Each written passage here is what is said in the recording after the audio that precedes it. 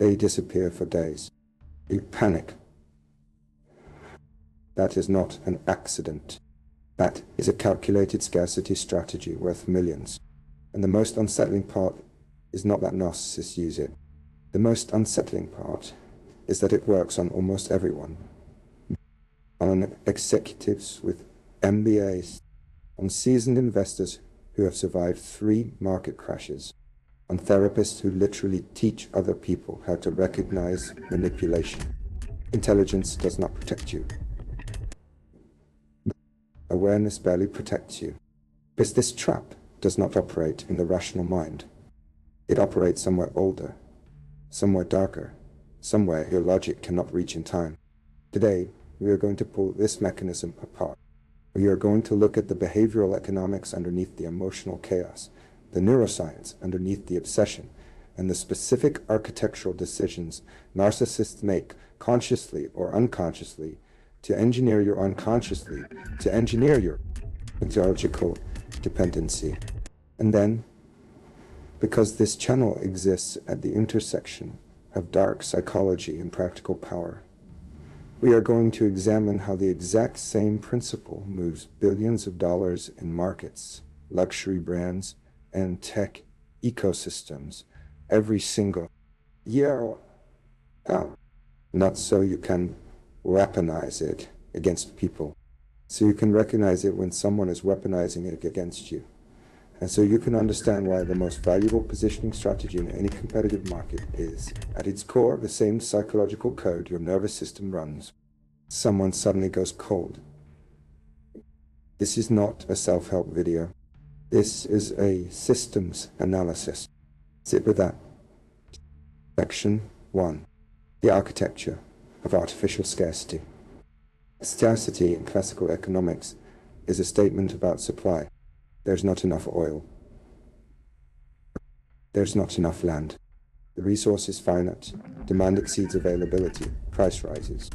That is first-year economics. Straightforward. Mechanical. But Richard Thaler, who won the Nobel Prize in Economics in 2017 for his work in behavioral economics, demonstrated something that classical economists had carefully avoided admitting for decades. Human beings do not respond to objective scarcity. They respond to perceived scarcity. And those are 2 entirely different animals. In one of the most replicated experiments in consumer psychology, participants were asked to rate the desirability of cookies in a jar. One jar had 10 cookies. The other had 2. The cookies were identical. Same batch, same ingredients, same size. The cookies in the jar with 2 were consistently rated as more desirable, more valuable, better tasting, not somewhat more, significantly more. The only variable was availability.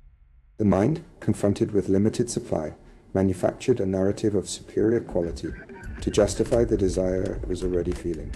Now apply that mechanism to a person who is intermittently available, a person who gives you their full electric, almost overwhelming attention for 3 days and then vanishes for 2. What your nervous system does with that pattern is not a personal failing. It is exactly what Thaler's cookies predicted. Unavailability triggers a value inflation process that happens automatically, beneath conscious evaluation. You did not decide they became more interesting when they disappeared. Your brain decided that for you, before you had any say in the matter. This is the first architectural layer of the narcissist scarcity trap logic. They do not need to be exceptional. They need to be consistently available. The inconsistency does the cognitive work. The inconsistency makes them the cookie in the jar with 2. Robert Cialdini documented this exhaustively in Influence. His scarcity principle is one of the 6 fundamental levers of persuasion, precisely because it exploits something so deeply wired that it predates human civilization. Animals hoard. Animals fight over limited resources. Animals fixate on what might be taken away. We carry that ancient machinery in a prefrontal cortex we like to believe has transcended it. It has not. Section 2. Intermittent reinforcement and the slot machine brain. But scarcity alone does not create obsession. Or scarcity creates desire. To convert desire into obsession, you need a second mechanism. And this is where the narcissist strategy, intentional or otherwise, becomes almost diabolically precise. EFB. Skinner's work on reinforcement schedules is one of the most important and most misunderstood bodies of research in behavioral psychology. Most people know the basic Pavlovian loop, ... Stimulus, response, reward. The dog hears the bell, expects food, salivates. Consistent reward, consistent behavior. But Skinner went further. He tested what happened when the reward was not consistent, when it was unpredictable, when sometimes the liver produced food and sometimes it produced nothing. The result was not confusion or extinction of the behavior. The result was compulsion. Rats on variable ratio reinforcement. Schedules pressed levers with a frantic, almost desperate persistence of rats on consistent reward schedules never exhibited. The unpredictability did not weaken the drive. It weaponized it. This is the behavioral architecture of every slot machine ever built. The casino industry understood Skinner before most academic psychologists were willing to. The payout is random. You never know if this pull will be the one. That uncertainty does not decrease engagement. It makes disengagement nearly impossible, because your brain is now running a prediction error cycle. Each loss recalibrates rather than discourages. Each near miss amplifies. Each unexpected win floods the dopamine system so powerfully that the memory of it overrides the cumulative reality of the losses. Now replace the slot machine with a person. A person who sometimes responds to a message within minutes with warmth and interest and wit that makes you feel seen, and sometimes does not respond for 36 hours. And when they finally do, they are cold or distracted or slightly irritated. And then, just as you begin to genuinely detach, they reappear with the full, targeted warmth of the first days. Your brain is not experiencing a relationship. Your brain is experiencing a variable ratio reinforcement schedule. You are the rat. The interaction is the lever. The warmth, the attention, the moments of connection are the pellets. And you will press that lever with a persistence that would embarrass your rational self if your rational self were anywhere near the control. Daniel Kahneman's framework in thinking, fast and slow, maps this precisely. System 1, the fast, automatic, emotional processing system, is running the obsession. System 2, the slow, deliberate, analytical system, is writing you justifications for it. You think you are analyzing whether this person is worth your time. What you are actually doing is constructing post hoc rationalizations for a compulsion that System 1 already locked in 3 dopamine cycles ago. Narcissists, particularly those high in the dark Triad cluster, are often extraordinarily calibrated on this dynamic, some through explicit strategy, many more through years of unconscious refinement. Having discovered early in life that inconsistency produced more intense attachment than consistency ever did, they are not consciously thinking about Skinner. They are enacting the output of a very long personal experiment in what makes people stay. Section 3. The psychology of reactance and forbidden fruit. There is a third mechanism layered into this structure, and is perhaps the one that most directly implicates our self-concept. Jack Bream introduced the theory of psychological reactance in 1966. The core insight is this. When a person perceives that their freedom to have or access something is being threatened or removed, they experience a motivational state that drives them toward that thing with increased intensity. That of lust does not produce resignation. It produces desire. This is why telling a teenager they cannot date someone is functionally an advertisement for that person. This is why restricted books outsell unrestricted ones. This is why Romeo and Juliet is not a tragedy about love. It is a case study in reactance. The external prohibition manufactured much of the intensity of the attachment. When a narcissist goes cold, when they become unavailable, when they create distance, your autonomy is implicitly threatened. The access you had is now uncertain. The relationship you believed you understood is now redefined by their terms, and your brain, running its ancient threat assessment machinery, registers this as a problem to be solved, a freedom to be reclaimed, not because the person is objectively irreplaceable, but because the act of restriction has made them feel that way. This mechanism is absolutely central to understanding why high-conflict relationships often produce more passionate attachment than healthy relationships do. A healthy relationship, characterized by consistency, reliability, and mutual availability, provides what it provides and asks your nervous system to simply enjoy it. There is no threat. There is no restriction. There is no intermittent deprivation to generate the reactance-fueled intensity. The healthy relationship feels, to a nervous system conditioned by scarcity dynamics, almost boring, not because it is inferior, because it is not activating the mechanisms your system has learned to associate with significance. The narcissist, knowingly or not, keeps the reactance engine running constantly. Every disappearance is a restriction. Every coldness is a threatened loss. Every withdrawal reactivates the drive toward reclamation. You are not in love with them. You are in a perpetual state of attempting to restore access that you have been primed to treat as essential. That is a fundamentally different experience than it appears to be from the inside. Section 4. How markets weaponize the same code. Here is why this matters beyond personal relationships. The psychological architecture we have described, scarcity, inflation, variable reinforcement, psychological reactance, is not a quirk of dysfunctional romantic dynamic. It is the operating system of some of the most profitable business models in the world. Consider Supreme, a streetwear brand, and their entire commercial strategy is a clinical application of artificial scarcity.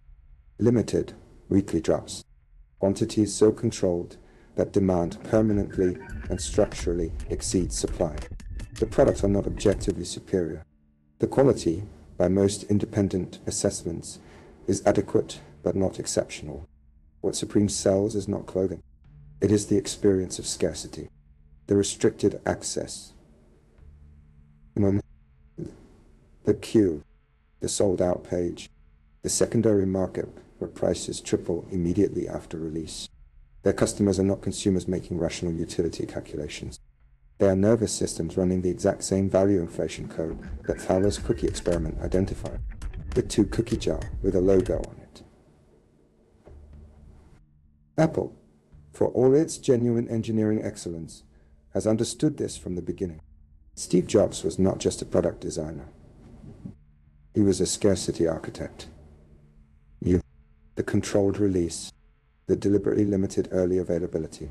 The way Apple products are positioned not as accessible consumer electronics, but as objects within an ecosystem that requires initiation and commitment to enter. The Genius Bar is not a support desk. It is a church, and churches are not for everyone. Exclusivity is structural, architectural, intentional. Consider how this plays in investment markets. Warren Buffett's value proposition at Berkshire Hathaway is, among other things, a masterclass in availability restriction. Class A shares priced at levels inaccessible to retail investors. The Berkshire annual meeting as a pilgrimage rather than a shareholder event. The deliberate cultivation of an image of someone who does not need your capital, who is doing you a favor by allowing you to participate. Whether conscious or not, this positioning leverages reactance.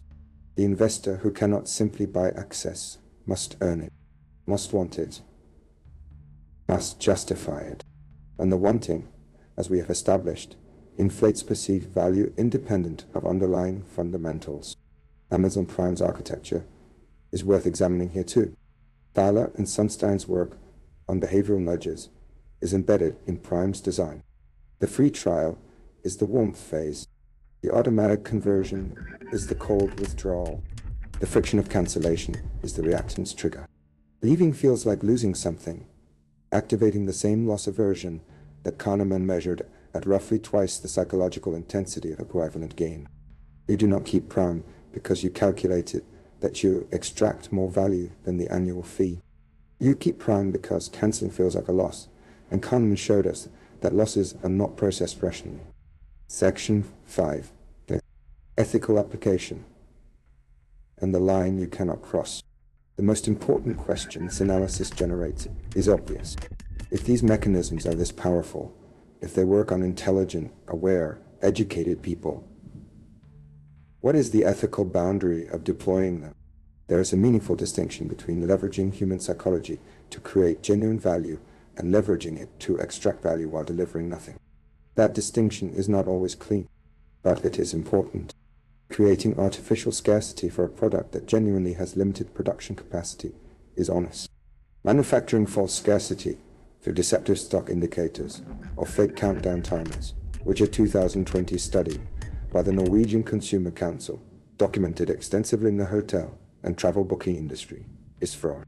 The psychological mechanism is identical. The ethical status is not.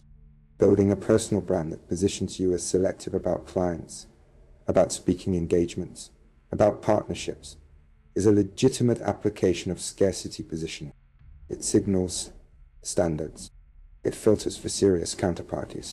It creates the perception of value that, if supported by actual competence and delivery, is not manipulation. It is accurate signaling in a world of asymmetric information. The line you cannot cross is the one where the scarcity is entirely manufactured, where the unavailability is designed specifically to create dependency as someone you intend to exploit, and where the intermittent reinforcement is the product itself rather than an authentic feature of legitimate value creation. The narcissist in a personal relationship has crossed that line definitively, because the product they are selling is the relationship itself, and the relationship is structurally engineered to produce dependency rather than fulfillment. For entrepreneurs and executives, the ethical application looks like this. Create real barriers to entry. Make your standards visible and consistent. Let demand genuinely exceed supply by building something worth wanting rather than artificially throttling access to something mediocre. Use the psychology of reactance not by threatening people, but by making your positioning genuinely selective. The difference between a healthy premium brand and a manipulative one is ultimately whether the scarcity is truthful. And at the personal level, the protection against this trap is not cynicism. Cynicism just makes you lonely. The protection is what Kahneman would call engaging System 2, before System 1 has already run 3 cycles of variable reinforcement unexamined. It is building the habit of asking early whether the intensity of your desire for access tracks with the objective quality of what is being accessed. Whether the anxiety you feel when someone withdraws is proportionate to any actual loss, or whether it is an artifact of restriction, whether you are responding to the person or to the mechanism the person is running. The obsession, once you see its architecture, does not immediately dissolve. That would be too clean, but it does become legible, and legibility is power. Not because you can then control the desire, but because you can stop confusing the desire for evidence of the person's value, stop building decisions on top of a foundation that was engineered specifically to distort your judgment. The narcissist disappears. You panic. Now you know exactly why. The mechanism has a name. The mechanism has a documented structure.